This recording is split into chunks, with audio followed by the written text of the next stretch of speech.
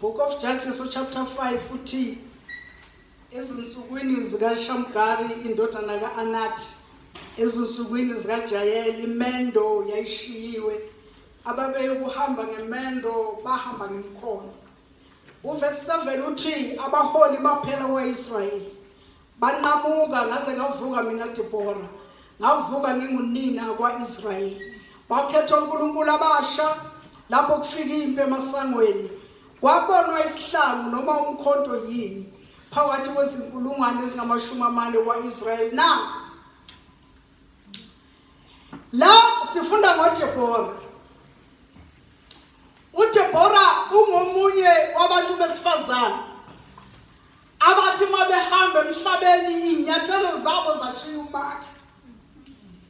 Lapha bahambe khona nalapha abanyathele khona kuyabonakala, kuyaziwa, kwalotshwa ezincwadini zokuphila ukuthi khona umuntu wesifazane abake banyathela. Kwakhona umuntu wesifazane uDebora. uDebora ngokwaprofession yakhe bekayijaji, ube ungahlulele ijaji. Lithi iBhayibheli uDebora uma yijaji uIsrayeli wayefika njalo bakhuphukele kuye, baletha indaba ukuthi asehlulele indaba zabo. Engumuntu wesifazane uthi ngavuka mina Debora, ngavuka ngunina, ngingumuntu wesifazane. Abantu besifazane, abobaba nezinsizwa, uma ngithi abantu besifazane anginishiyi ngaphandle, samukeliwe sonke singabomama. Uma sikhuluma ngathi thina bomama sodwa sehlela sodwa lapha downstairs, suke sikhuluma ngathi nje bomama. Namhlanje sonke singabomama samukeliwe MC. Sonke mangithi abomama angisho ukuthi ngaphandle, sisonke singomama sonke. Kahle vele ibandla lingumlobokazi kaJesu. Ngale mhla ibandla lihlwitshwe ezulwini, mhla uJesu elanda ibandla akulanda amadoda namakhosikazi, uyolanda umakoti wakhe. Ibandla mangikhuluma ngomuntu wesifazane angisho ukuthi ngikhuluma ngomama bodwa abagqoka isiketi, kodwa ngikhuluma ngebandla kaNkulunkulu elumakoti wewundlu. Now kuyaziwa emhlabeni kuthiwe abantu besifazane babuthakathaka, badelelekile, bathathela phansi. Kwezinye indawo abanikezwa nepulpit ngoba ngabantu besifazane kuthiwa bathule esontweni. Uma kwesinye isikhathi neBhayibheli liyasho lithi madoda hlala nabo ngoba noma bayisitsha esibuthakathaka.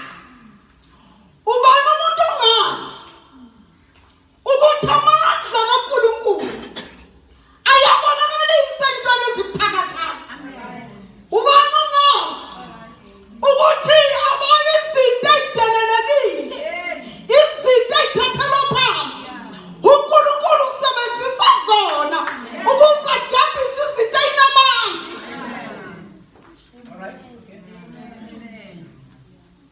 Usebenzisa lezi zinto ezideliwe, lezi zinto ezibukelwa phansi ukuze ajabulise izinto ezinamandla. Azabuza uPaul athi kuphi ukuhlakanipha kwabahlakaniphileyo, kuphi ukwazi kwabaziyo. Why uNkulunkulu usebenzisa izinto ezibuthakathaka na? La sifunda ngo-Israyeli. Kwaku-Israyeli wayinabaholi, wayinabantu ababemhola. Uma lithi iBhayibheli bashiya imendo kaNkulunkulu uma impi isondele emasangweni abo, bahlubuka bashiya. Asakho umholi kwa-Israyeli, akasakho umuntu ozohola u-Israyeli. uNkulunkulu akanandaba ukuthi ubani, uNkulunkulu akabheki ukuthi uyindoda noma uyini, kodwa uNkulunkulu ubheka inhliziyo emlalelayo. uNkulunkulu ubheka umuntu azovela ekuye. Uma kuliwa kulwa imibuso, uma kuliwa kulwa abantu, kulwa imibuso. Uma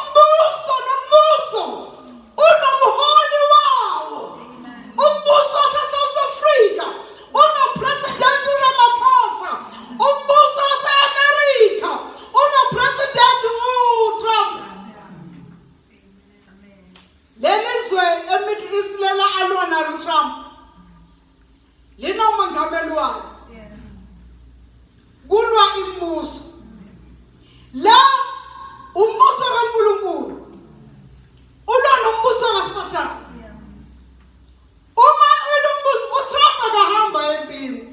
Angaze nimbone kuthiwa ukhona bakudutshula khona. Uyabatshela athi thathani lokhu nalokhu hambani mahlasela. Uthi makhulunywa kuthiwa kwenziwa ingozi yokubuyisana aphendula uTrump athi ngiyohlasela futhi. Nalabo abaphendula athi ngiyohlasela akayi. Khona abantu abathumelayo. Khona abantu abafika bemmele. Bayimele America. Wazuka ukuthi yahlasela kulelizwe. Khona abantu abathile abakhona. NoNkulunkulu ufuna ukuvela ekuwe. uNkulunkulu ufuna ukuvela ekumuntu. Uma izwe selonile, uNkulunkulu efuna ukukhulula umuntu ezonweni. Kwafanele ukuthi uNkulunkulu mayehla azokhulula umuntu azosindisa umuntu. Avele ekumuntu. Wavela uNkulunkulu ngoMaria. Ngeke ngabikho ngale ndaba amantombazana athola ingane ezitholene emakhaya uNkamalanga. Ngokumhlolo kokumangaza. Ukuthi why uMaria ayintombi emhlophe igcinile. Noma ingelosi imtshela ithi Maria uzokhulelwa. Wathi angiyazi le ndoda ngizokhulelwa kanjani. uNkulunkulu ufuna ukuvela kumuntu. Wamfaka uJesu, wavela uJesu ngoMaria. Nembuso mayilwa. uNkulunkulu ufuna abantu azosebenza ngabo. Baqhamuka baholi babebona impi. Baphela babehola uIsrayeli. uIsrayeli wayengasenamholi. Ngoba nansi impi I thank God uSisa uyikhulumile le ndaba engiyikhuluma uMangcwele uyasebenza. Nansi impi mabasangweni izokulwa. Bahlasela uIsrayeli. Akusekho mholi.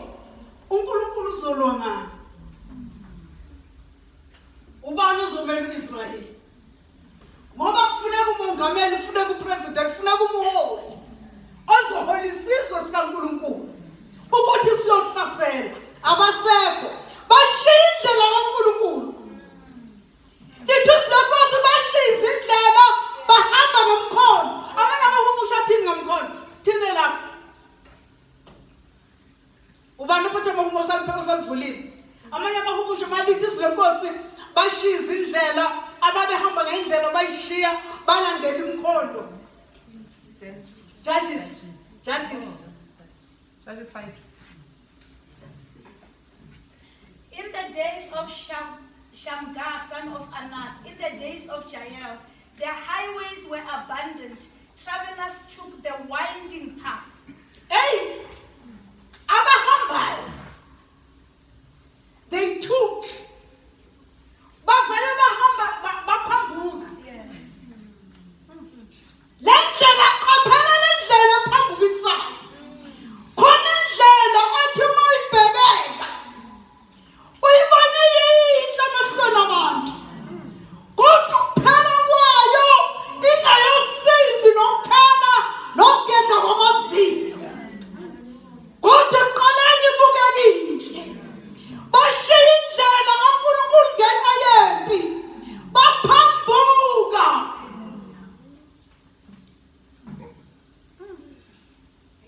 Ya, bafuna indlela.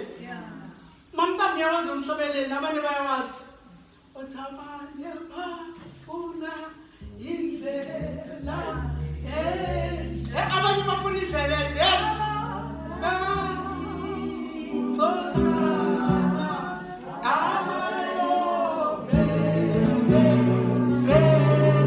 Abanye bashiya indlela kaNkulunkulu bamshiya. Bashiya uNkulunkulu namandla akhe. Bashiya uNkulunkulu nakho konke kwakhe. Bafuna ihansi yaphezulu. Hayi mina ngiyabayeka shame. Hayi mina ngiphuma le. Wathi umsolo wathi uphuma eceleni njengentuthu yebhasi. Angihambi nayo. Yabashiya uNkulunkulu wabo. Yamshiya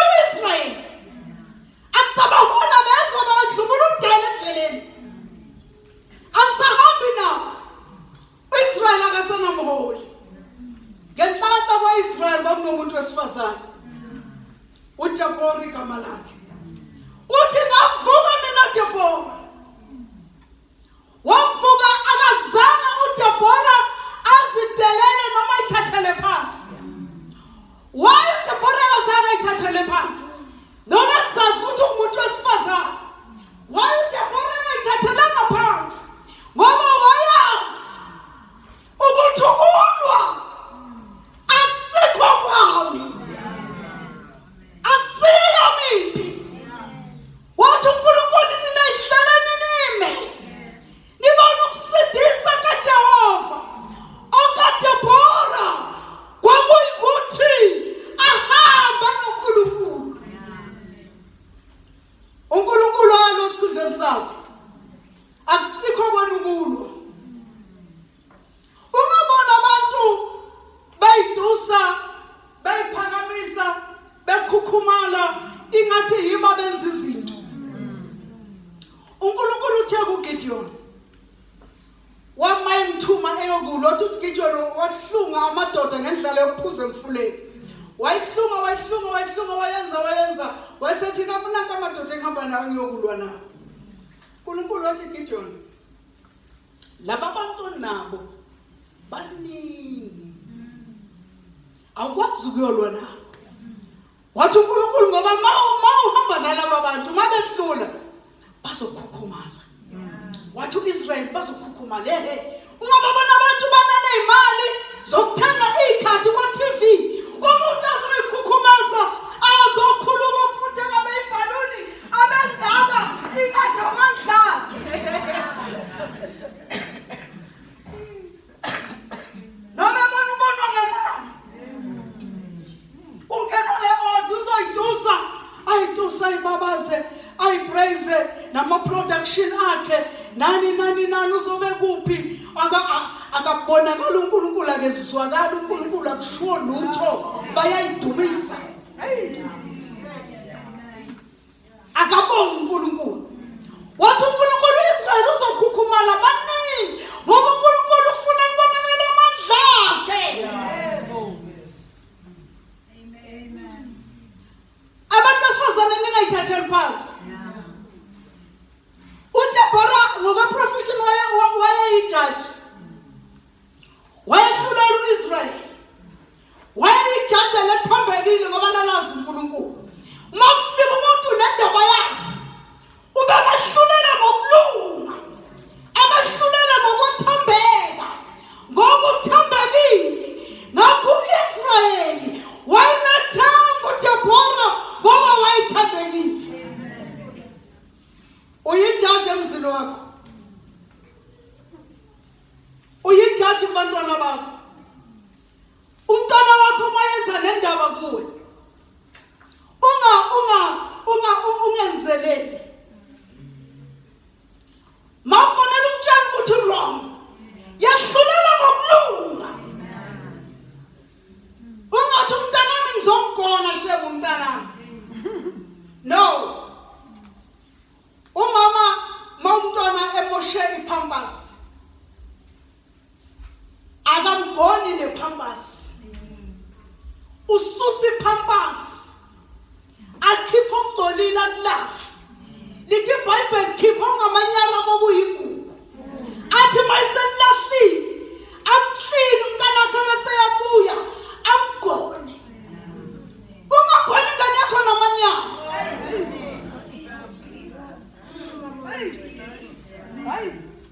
Itshele uthi mntana wrong la. Noma safuna ukuthi umncane wenze 1 2 3. Umtshela ukuthi mntana ungafanele ukhulume kanje. Yiba ijaji elethembekile. Yiba umehlulelo right. Ukwehlulela kwakhe qila kubekwe eqiniso. Uyijaji. Uma ufika nendaba kuwe. Ngithi nakho kwenzeka 1 2 3. Ngitshela nami uthi nawe mamncane ube wrong lapha. Ubungameli ukhulume kanje. Bungameli uact kanje. Yahlulela ngokulunga. Ijaji akahlulela ngokwemizwa yalo nangokwenqondo yalo. Kodwa kunomthetho.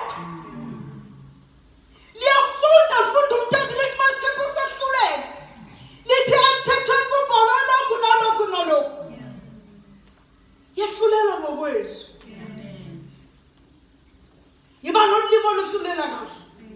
Noma umzalwane sefika bangenza 1 2 3 4 abakwenzanga ukuthi benze ukuthi yena wenzeni. Wena wenzeni.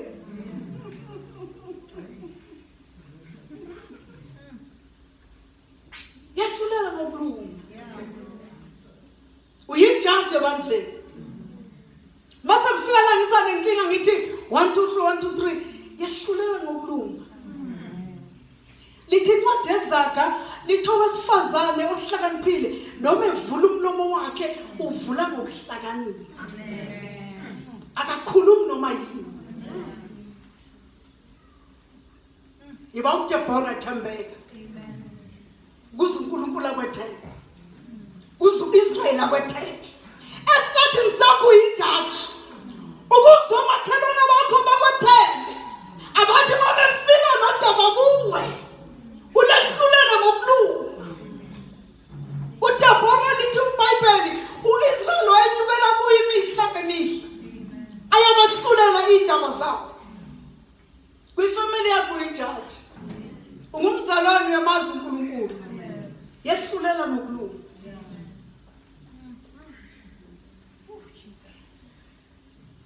Yehlulela ngokwezwi. Hayi ngokwemizwa yakho. Hayi ngokuthi ubani. Yehlulela ngobulungu. Ma kufanele uthi ku wrong yisho ukuthi ku wrong. Ma ku right ithi ma kufanele uqondise. Ungaphambuki. Njengabaholi bakwaIsrael. Hayi bakithi nathi siyazi ukuthi isikhathi sini, nathi siyabona ukuthi isikhathi kuphilwa kanjani. uNkulunkulu akaguquki. Nguyizolo.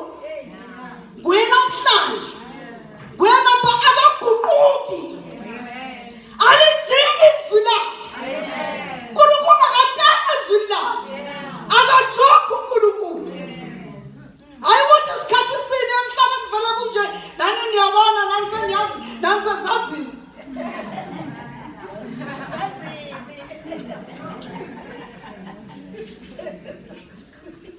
Yehlulela ngobulungu. Uyijaje ekhaya lakho. Lithi ke iBhayibheli uma yimi impi ime emasongweni. Uma uDeborah esehlela uIsrael. Ngoba kubaluleke kakhulu ukuthi ibandla lihleleke. uNkulunkulu akusuNkulunkulu esiyaluyana. uNkulunkulu akasuwe isiphithiphithi. Lithi izwenkosi uJehoshafati welulekana noIsrayeli. uNkulunkulu wathi kuye Jehoshafati, hlala uIsrael bona okwabo abahleleke bame abuIsrael ngoba akusikho kwabo kulwa kulempi. Uma ibandla lifuna ukubona uNkulunkulu emuva phakathi kwabo. Ahleleke. Amen. Intercessor ithatha indawo yayo ime lapha. Uthi uJehoshafati lalalana abaprofeti. Umprofeti akathatha indawo yakhe. Amen. I-intercessor uthandazayo akathatha indawo yakhe athandaza. Amen. Oshumayela izaqinise.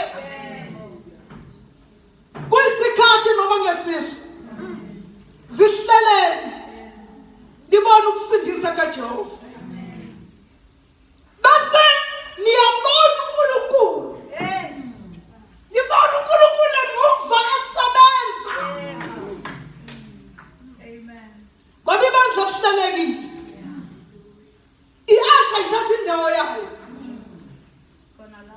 Khona ubeyilona ibandla lihleleke. Ungabi nesiphithiphithi ungaqondakali. Nami Sunday school ngemendaweni nami ngambuzo zonke indawo la ibandleni. Futhi ngakhuluma ngazo zonke izinto la ibandleni sisizana. Indawo yami lapho phansi downstairs ku Sunday school. Ibandla lihleleke. Amen. Oh mama bameko mama. Amen. Abantu abasha baqofe. Amen. Umuntu omusha kamendlela umuntu omusha uphila kanjani? Amen. Angabe umama ngemama. Amen.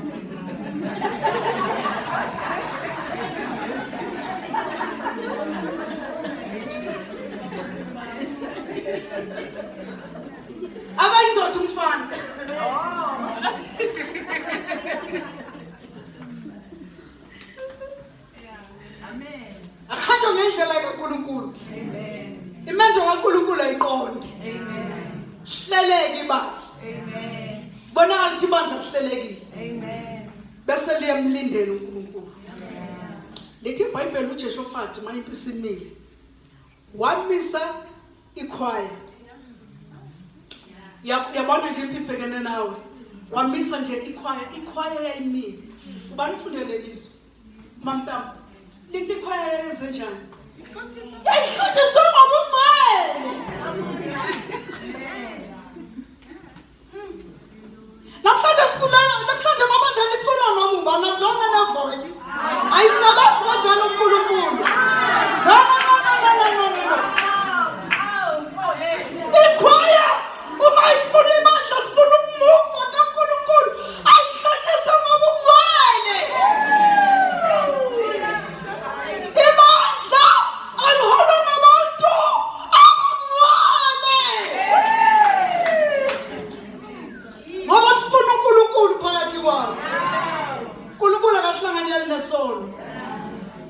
Akahlangana uNkulunkulu angeni khona umhlabeni ohlatshelelwayo ngomntaba bayawazi othi akukho into engcolileyo eyodwa. Akukhoneni bukaNkulunkulu. Asinandaba ukuthi uhlabelela kangakanani. Bafana simhlathe phansi zomhlatha phansi. Mayihamba usiripota kwi-regions izoyitshela. Yes. Ukuthi badlala ngathi besihlabelela into engekho.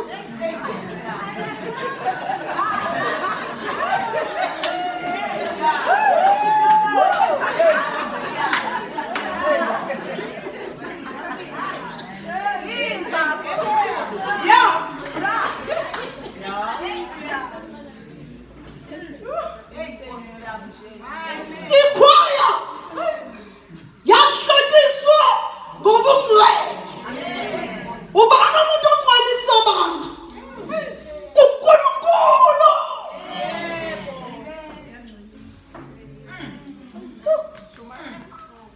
uNkulunkulu obangcweliswayo. Yathi kama isimile phambi kwempi njengoba sisesho yasiyadumisa.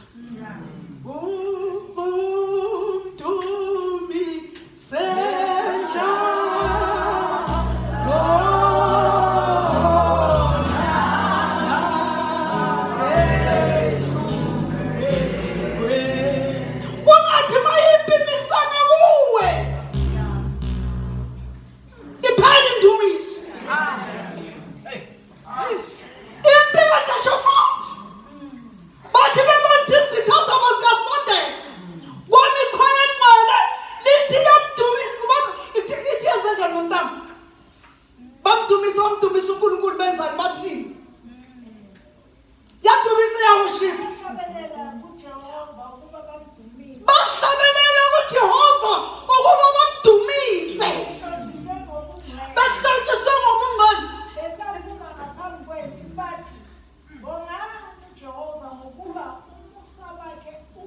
Basho bemi phambi kwethu. Bathi bongani uJehova. Ngoba umusa wakho uphakathi. Abayilweli bayalwelwa. Amen. Abayiphenduleli bayaphendulelwa. Hallelujah. Oh Jesus. Hey. Bayaphenduleli, abayiphenduleli. Khona nina yimani manihlele. Basabe nalapha ushithi angisho nina ngisho ushithi imali ekhasi. Khuluma ngabahlabeleli bakaJehoshafati. Angikhulumi ngani. Khona into sesiyibokela siworship silidwa ngabantu behlabelela. Bahlabelele bakhuphuke bakhuphule badla. Bese bethi G phansi. Banishiye nje kanjalo. Nithandaza basathandaza sebezesula ithukuthuku. Niyaworship abaworship bona. Niphakamisa izandla bayiphakamisa. Alhamdulillah ivangeli. Alhamdulillah. Ubala wathi ngilingisela nami ngilingisa uKristu. Abasikhola basilinde. Basithandaza bathandaza. Basoship abaworship. Lokhu kulindi badla ungathandazi. Kuthiwa balinde intercession awukho intercession wena. Mawufika la ukhuluma kakhulu kunayiso.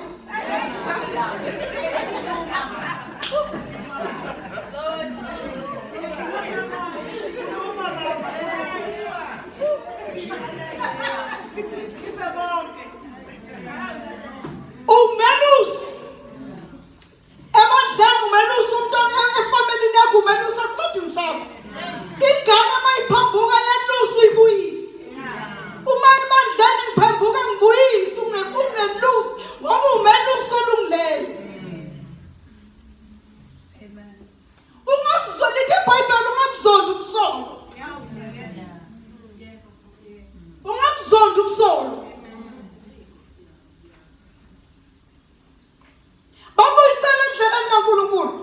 Izolo besiku-workshop le eBoksburg. Siyabonga kakhulu kwi-governing body.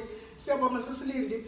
Namagama ethu nje bangakutshela othisha beSunday school vele nje aphuma thina sihluphekanga simanga.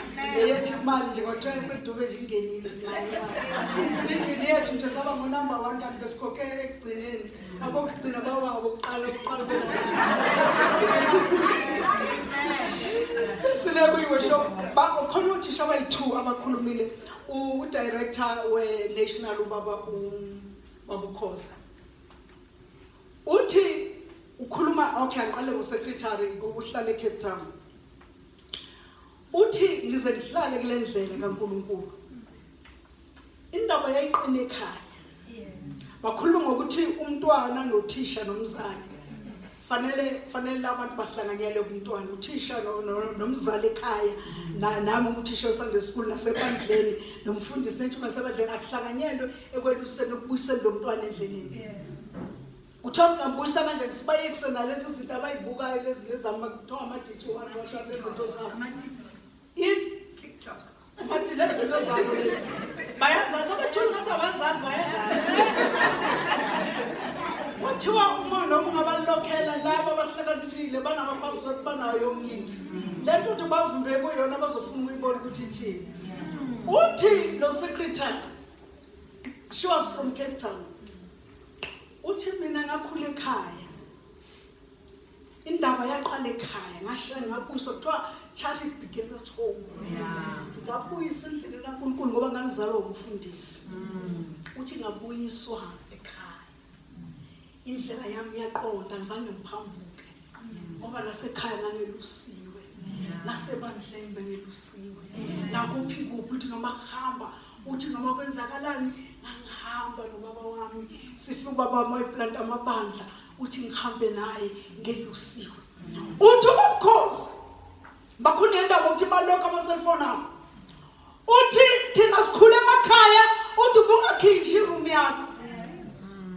Ngoba ubuzobuza ukukhetha ngabantu. Le room ikhiya ongaba nomuzi. Awukhi room la emzini wami. Sabahlonipha sabesaba abantwana bethasha uzolimala. Uzosibulala yes. Uzosishiya lezi uzosishiya. Shaya mama ngithi ngiyamkhuza uzosibulala. Shumayeli uzoqinise kwisikhathi noma ngesisu. Thola noma ephuma la eSunday school fikusele naye ekhaya umbuzo ukuthi kufundweni. Ngumzalwane. Ibuyisa ingane endleleni. Sikhathi masibuza, hayi vele mancane dala ngoba bonke bacanga ukuthi ingane zami ikhula ngesikhathi kwakhula bona thina. Isikhathi sabona abakhula ngaso no. Esinye isikhathi lesingaba mancane abazama ukukhuphula izinga. Nkulunkulu akaguquki. Alikho izinga sizokukhuphula. Izinga kulisona isona. Ithina jamjola yazona. Baba jonge badle. Singabantwana umuntu. Umntanakho, umzalwane, i-teenage umntamusha, i-worship team umama ubaba yazi identity yakho. Amen. Wena ungawedla ukukholwa. U-Israyeli kaNkulunkulu uyisizwe singcwele. Ungavumela umntanakho ahambe ney'nhlungu. Ungavumi ingane yakho ihambe ney'nhlungu. Mntana msheni ngoba uqala adlubulundele la ebandleni. Adlubulundelela endleleni kaNkulunkulu ayishiya indlela kaNkulunkulu adlubulundele uthule nje umzali. Sasa uzodlubulundela kulesi sakhe sakhe. Onke amakhwesizana afazo zakho. Uqala umvumela ukuthi akadlubulundele ebandleni.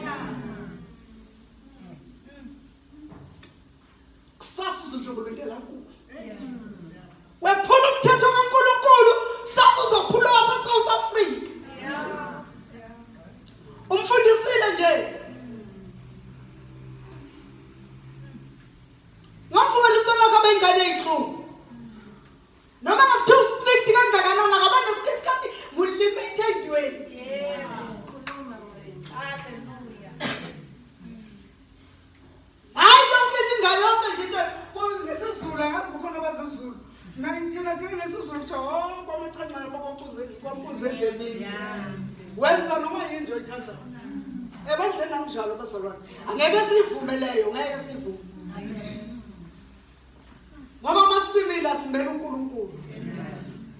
Simela iqiniso kaNkulunkulu, simela umbuso kaNkulunkulu. Uma umuntu enecala embusweni, usuke necala elinzima. Ngoba udelela umbuso. Uma udelela iphoyisa, awedelela iphoyisa, awedelela umbuso. Ngicela uphinde uvese kuyizenzo. Ungabathinta abantwana bakaNkulunkulu ngoba bayalwela. Akafunde uvese wezenzo. Akafunde uvese 4 and 5 uthini? Verse 4. He fell to the ground and heard a voice say to him, Yes. Saul, Saul, why do you persecute me? Saul, Saul, why are you persecuting me? uSaul lithetha ungahlala phansi. Lithetha lithi uSaul wayebaphani amakhobo. Wayebapha abazali. Ungambona umuntu enyefuza ibandla, alithatha linyefuza liphendula. uSaul wayenyefuza amakhobo. Ngoba ibandla lingumzimba kaNkulunkulu kaJesu. uJesu uthi Saul ungihluphelani? Akasho ukuthi bahluphelana abazalwane. Akasho ukuthi bazingelelana abazalwane. Uthi ungihluphelani? Ngoba mawuthinta ibandla lithi iBhayibheli njengenhlamvu yaso likaNkulunkulu. Yabona umuntu mazifaka umuntu elayisweni. Thinta ibandla. Saul, Saul, ngihluphelani? Lithina lezulu. Saul, Saul, ungizingelelani na? Kulukhuni kuwe ukukhahlela ezinkandini.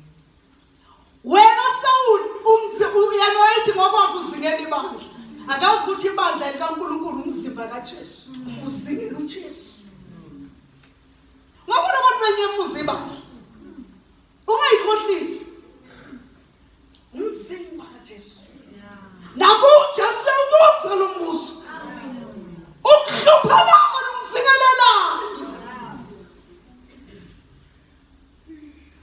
Anandaba ukuthi ubani wenzeni noma ubani wenzeni. Yibandla leli. Linomnikazi walo. LikaJehova. Saul umhluphelana.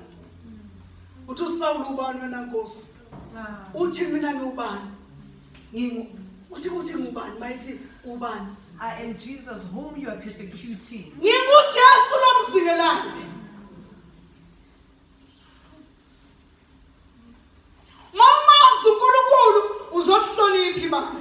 Amen. Uzobahlonipha abazalwane. Abantu besifazane banamandla.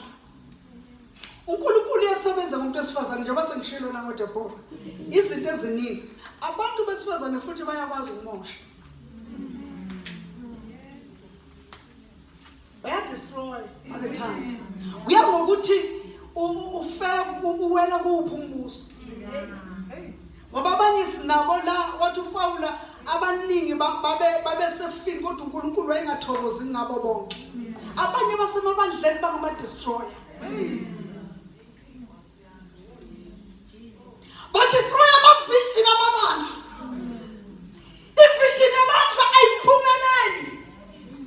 Kunomama bayidestroyer.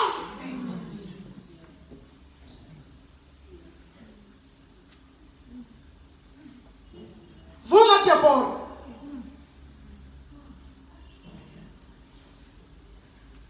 Amavishini abenza waphumeleli. Ngokuthi ukuphi umbuso. Mawudestroya lo kaNkulunkulu. Mawudestroy izinto umosha izinto la ebandleni kaNkulunkulu. Noma ayila ekhaya ebandleni kaNkulunkulu. Ukuyasho ukuthi uwawuphi umbuso.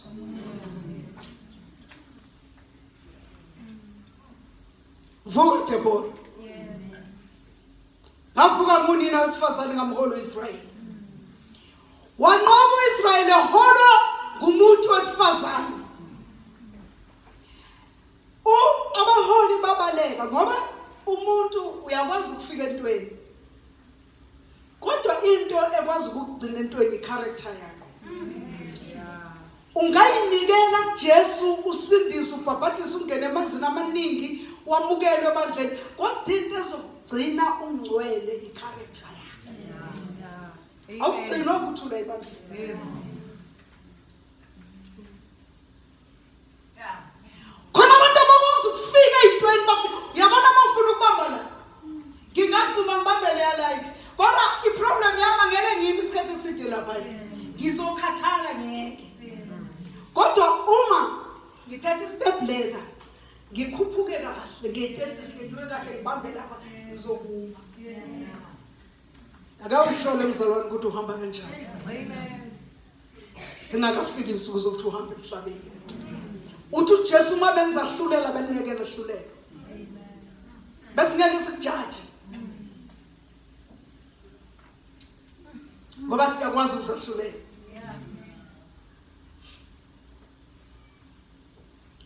Character yakho umama. Injani? Injani judgment yakhe ekhaya? Injani ebandleni? Injani esikhathini sakho amakhelana bakho? Fanele beze kuwe bazi ukuthi indaba yamanje sekusisa Isa uzofika ihlulele ngokulunga. Deborah wayeyijaji. Lithi iBhayibheli uma eselwa uDeborah nempi ngoba impela kaJehova kusiya yakho umsebenzi yamandla ungasakhona abanye bathi yazi mina kusaba ngifuna ukufaka amakomenti lawana bakuzalwane mina yaxolisa ngangifaka bakungifaka ngingangifaka yaxolisa akusozo sebenza amakomenti lemali wena okwakho hlala uNkulunkulu yibantu wena. Oh Jesus. uNkulunkulu uzowenza umsebenzi. Mina ngithi bazalwane nje ningisiza. Angifuni ukuthi ungene ey'ntweni ey'nkulu semazaneni. Wena unebandla. Ningangifaki nje, mina ningafaki ma-worship team.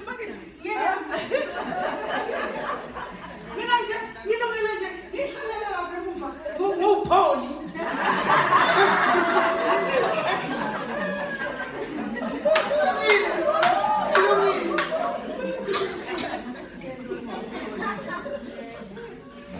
Noma bagida bazala phambili angizimina phambili. Shemu ibambe isibili leso sakho siyawa nje.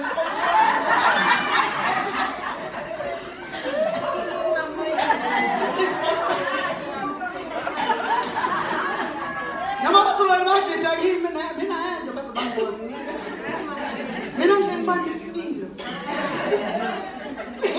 Ngixoxa indaba before ngihlale phansi. Sakhula thina sixoxa inganekwane. Khona inganekwane ixoxa usisithanda uyazi. Awabona abazinganekwane. Niyazazi. Uthi khona isilwane sasihlakaniphile. Sakhona lesihlanu uChajana. Chajana wayehlakaniphile kunezilwane zonke. Wakwanede esinye isilwane imali. Angaphela uhlakaniphile angasiniki isilwane esifade esifuna imali asangasiniki. No wanyamala isilwane singasamboni. Uthe one day isilwane sihamba uChajana. uChajana wathi angabona lesi silwane. Wavela wabambuto. Wabambuto sathi isilwane Chajana. Imali yami. Wathi uyazi imali yakho ikhona. Ikhona kayilethi ngani? Ikhona imali yakho. Ngibambele ludonga. Lolu donga liyawa woza uzobamba lolu donga ngihambe ngilanda imali yakho. Ngaba abantu ababhimbile ngiyagidwa bazona ngagidwa. Uthi uChajana. Uthi wayebamba ubambe bamandla konke. Ngawo amandla akho sesisilwane wathi ngisayilanda imali yakho. Wathi izubamba waqhuma uChajana waqhubeka laphaya sesisilwane sabanga.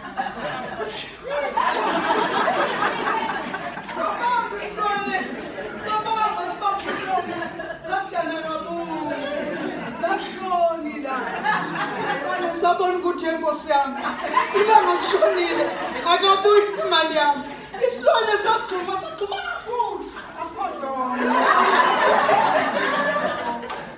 khona abantu bebanjiswa usathane into ulokhu abapha lelo donga libanjiswa usathane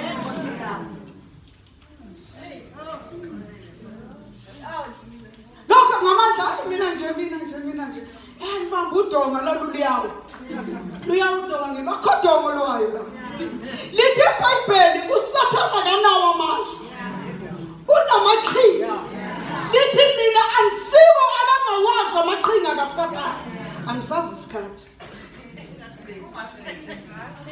anisibo abangawazi amaqhinga kaSathane asikwazi behlula toto basazi khona bazalwana abamela zonke intobusana ama-fake ey'tobusani kaSathane sasemmisile usemile akusisa nesitobusani fake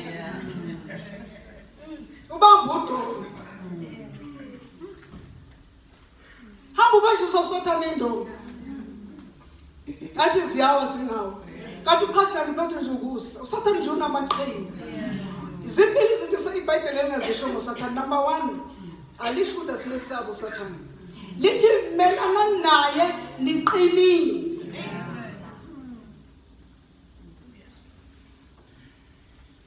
Musani kumesaba yini ukuzivaveza mina nje ngifuna ukuthi basengiwa sengikhuluma esontweni basengiyawa masengiwa mantama masengiwa hayi mina manje ngiyekeleni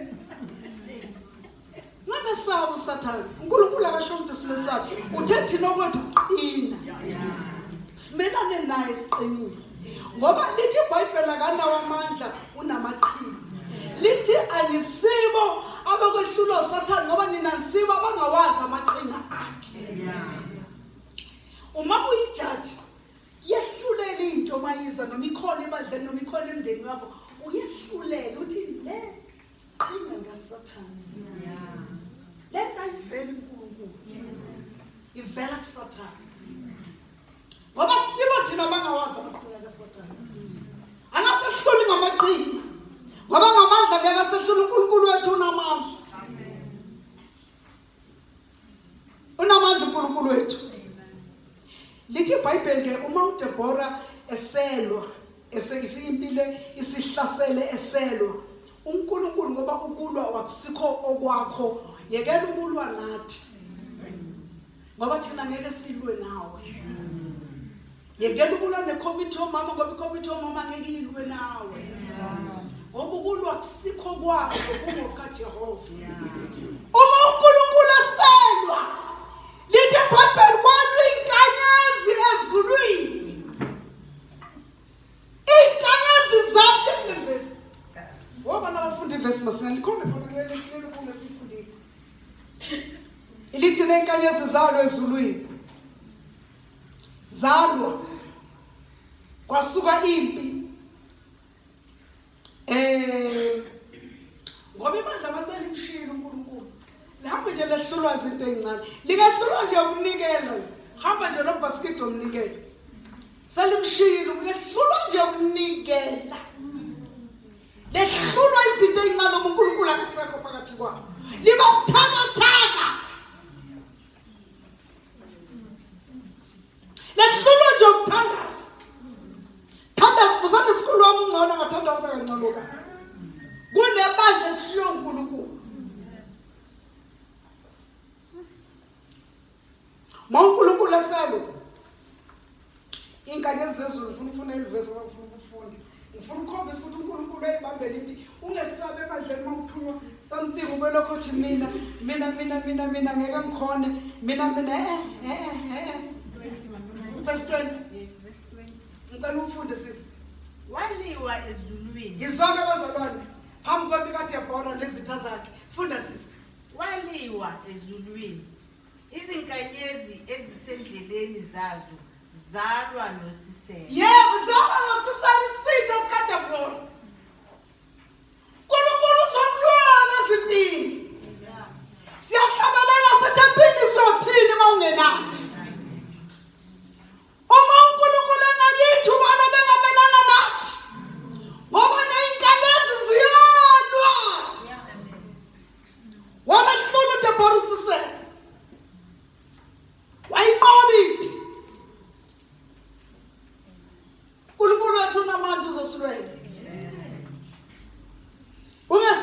endlini. Ungesabi umama ungathi mina kumuntu wesifazane shebo baba bakhona njengoba abangani bakhona ebandleni obaba njengoba nje. iBhayibheli lithi akekho owesilisa nosifazane kukathi uTimothy wayeyinyeza ngoba wayengumGreki. Lithi iBhayibheli wayengumGreki ngoba phela wayezalwa khona. Baje bayifikela kumaJuda enokuziyesu. Paul uthi Timothy ungadebesela isiphiwo esikuwe. Uthi la kuNkulunkulu akukho umGreki, akukho umJuda, akekho okhululekile, akekho isiqi. Ungabe lokhu wena uyinyeza mina ngumama nkosami ngumuntu wesifazane. No. uNkulunkulu uyasebenza ngawo wonke umuntu. uNkulunkulu uyavele kwezi lo wena uzovuma. Unenhliziyo evumayo ukusetshenziswa uNkulunkulu. uNkulunkulu uzosebenza. Ungayisabi imisebenzi. Uma kuthiwa uAugust umnikeza wamama, ungasabi uthi nkosami ngathi mina bengasebenza.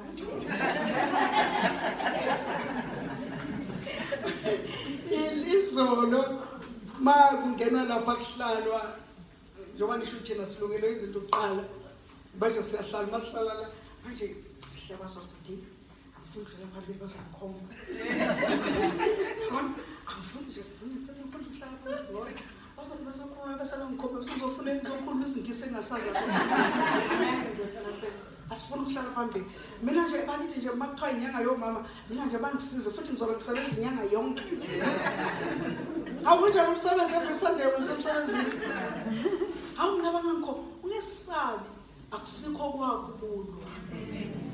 UngukaJehova. Ungayisabi. Ingaqedi ihubo lakho. Umdumise uNkulunkulu naseyihluphekweni. Ngasibona nje sikhuluma masinakulanda mangakutshela mina obami ufakazi ukuthi mina kweyami indlu kunzima kangakanani. Ngiyakukholwa ukuthi ngibile umkhulumayo. Ngeke uzukholwa. Mangakutshela ukuthi isimo sinjani. Isimo sinzima ekhaya kugula umuntu oyedwa. Nothi kugula abantu abo-3 endlini eyodwa. Kodwa umdumise njalo naseyihluphekweni. Ngeke ngihlale ngothi ngihlupheke. Yaphuma thatha iBhayibheli lami ngomkhosi uNkulunkulu. Umdumise uNkulunkulu. Ngime phambi kwakhe ngingcwele. Futhi angifuna ukubona na ngilungisa uJobe ngifuna ukubona na ngolimi lwami. uJobe wathi noma isimo sibheda wathi angeke wathi unkosikazi wakhe no. Thuke manje uNkulunkulu wakho uyabona ukuthi ayikho indaba yakhe. uJobe akazange wathi mina ngiyazi ukuthi umhlengi wami ukhona. Amen. Noma ngafika ekupheleni uthulweni uzoma.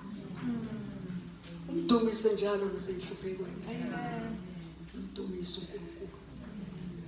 Umbonga lithi izwe Nkosi bama ikhwaya yadumisa yambonga uNkulunkulu. Umbonga nje ngekho lutho umbonga ukudla ngekho endlini ungazi ukuthi uzoyivuka ubheke. Umbonga uthi Nkosi ngiyakubonga. Dumisa umsebenzi ungekho ungasebenzi ungena income. Uvuka umdumisa. Ungenza inhlupheko zakho zibe nkulu kuNkulunkulu. Yenza uNkulunkulu wakho abe mkhulu kuneyinhlupheko zakho. Khona omunye umuntu ngoba khona abanye abantu nje bayababhede. Thanda lapho ekhosini mayifone hey yini umuntu othanda umlungu uNkulunkulu. Ubani wakomuzolo bakusho njalo. Bayamathi mina ngithanda umlungu uNkulunkulu. Ngaphezu uNkulunkulu angalinganiswa naqhathaniswa. Anga uNkulunkulu umlinganise nomlungu. Ungumqashi wami ngithola isinkwa kuye kodwa kangangayi uNkulunkulu wami. Inhlupheko yakho ungayikhozi. Ibe ngaphezulu kaNkulunkulu wakho. Kodwa menze umkhulu yena. Amen. Uthi umkhulu wena umkhulu. Umnikeze udumo. Asemnika udumo uNkulunkulu wethu. Vuka Jehova. Amen.